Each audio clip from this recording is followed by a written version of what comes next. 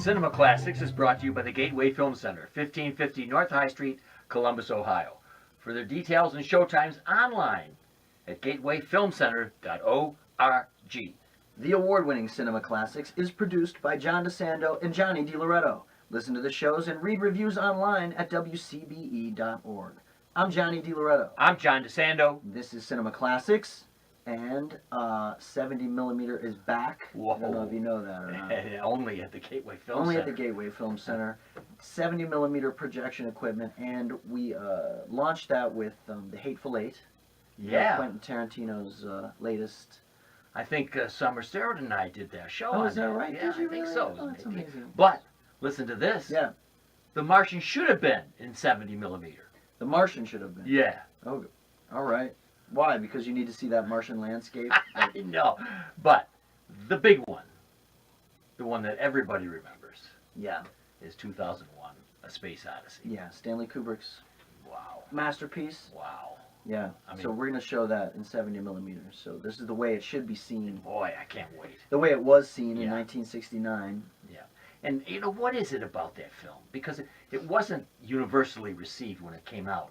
I remember it. I was mesmerized by it, but it wasn't like a big box office smash. It made money. Well, because it was really obtuse in a lot of ways. It was pretty trippy, and there was no real hero to speak of. So it sort of avoids all these typical narrative.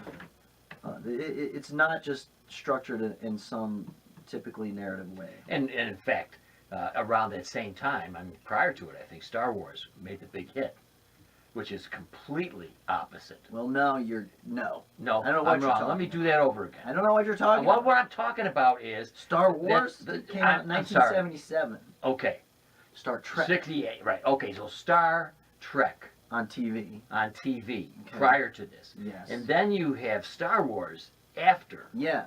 and this is completely unlike Star Wars in the Mhm. sense that it's slow, Right. it's cerebral, Yeah. it's challenging, Mm-hmm. and nothing is going on. I mean, the most exciting part of this is some chimp banging another chimp with a jawbone. Oh, thanks for adding the jawbone part. I thought we were headed to some FCC territory. Yeah, so the movie basically, you'll remember, it opens up and he sort of takes us, and this is based on Isaac Asimov's book, right? I would say Arthur C. Clarke would be Well, my you could, choice. yeah, so now you're right and I'm wrong. This is getting annoying. Arthur C. Clarke's book. Okay, Yes. so Kubrick takes us back to early human,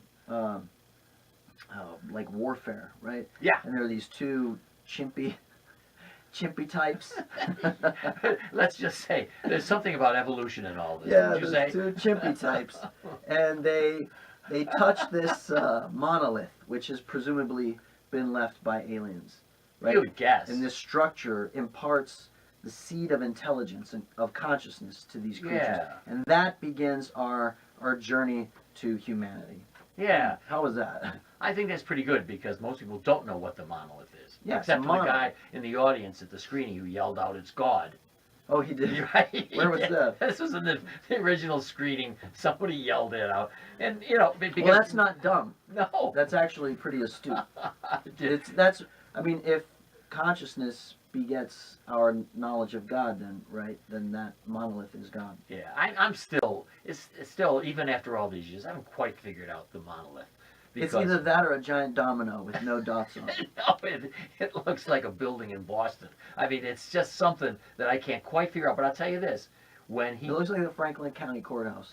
all right, and if you take a pod as he did, and you go through the big one they discover floating in space, and then they're catapulted back to some kind of infancy, kind of a Man, you're rebirth. really skipping over some major plot points. But because there is no plot. Yeah, So well, you know, I can jump around okay. this movie anytime. Yeah, I guess you're right. Yeah, they find the monolith. They find another monolith on the moon, right? Oh, the first one they go to is the moon. That's where they're initially trying to figure out what it is. Because, Yeah. But later on in the film, they Someone should take drugs and listen to this conversation. because they find one floating in space. Mhm. He takes his pod and he's able to go through it. Yeah. And that's what catapults him in time into some future existence. Uh-huh. Do you remember where he's like an old Right, man? he becomes He's like like there's me eating embryo, by yeah. myself in my condo. Yeah, he's laying in bed, right? And then there's a giant embryo. Yeah. And Man, can you imagine but so I that see delivery? I see that as rebirth. Yeah, well, yeah, it's humanity being probably the next phase of consciousness. Right? Yeah. Now, somewhere in between all there is this nasty little computer called Hal. Oh, right. You Let's forgot not about that. forget Hal, right, the villain of the film. Yeah. And it's Sorry, Dave. I know, but it never says good morning, Dave. Dave? Do you know that? No, it doesn't. Never says that. Well, It's okay. just like our Woody Allen thing. Why would it say good morning? Well, because everybody thinks it says good morning, Dave. Oh, I think he The says. guy Rain. Hmm. But he never says exactly those words. Good night, Dave. I probably Does won't he say leave goodnight? this in the show because it's really stupid, Okay. but I think we have to do it, right? Well, yeah, you have to talk about Hal. Yeah. That little red dot. Isn't that amazing that Kubrick takes that shot of that red light, that pinpoint red light, and then coupled with that sort of soporific voice. Yeah. Hello, Dave. Like, and that, it's evil personified. And as he's going out, and he says, "I'm something like I'm afraid, Dave." Mm-hmm. This computer has more humanity than Dave. You know, Yeah. I mean, that's what I would have locked Dave out too. And so that's what I think is part of the brilliance of this. Yeah. It turns everything around, Mm-hmm. and as you see the human beings fighting with the machines, or with the machine, with that computer, Yeah. it's prescient in some way, I suppose, in which we're still uptight about the strength of our computers. Right, but the whole thing is, the whole movie, I guess, really is a, I'm going to get real Okay, smart let me here. hear it now. It's a rumination on humanity's relationship to technology. Ah, From bone to monolith Yes. to yeah, how. yeah.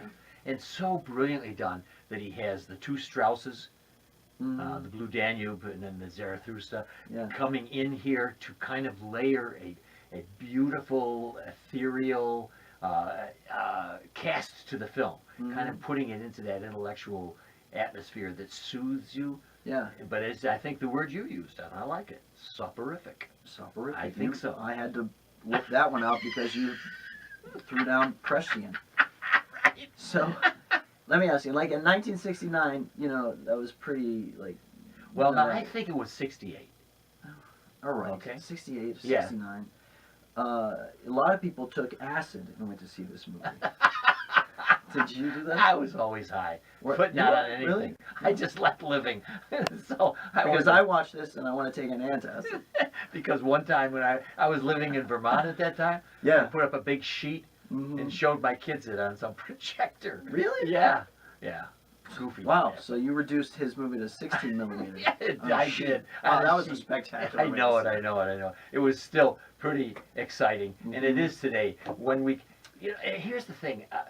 I love, for instance, Forbidden Planet, Okay. which came out years before. Right. And this thing with Robbie the Robot, you remember? Yes. Yeah. The central villain of that film was the mind of the scientist, played by Walter Pidgeon, Uh-huh. and it was going through steel, going through everything, pursuing the people on the planet until they finally realized it was coming from his mind.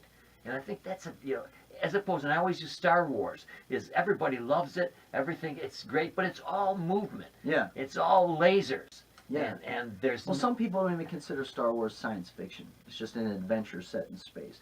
Whereas this is science fiction. This is probably the ultimate science fiction. I have to agree with you. And while I loved The Martian this year, Mm-hmm. I liked it for its humanity. Yeah. It didn't have any of the challenges You know- of 2001. Yeah. You know what I'd like to see is Matt Damon and Hal in a movie together. And after all that Matt Damon chattering, Hal would lock him out.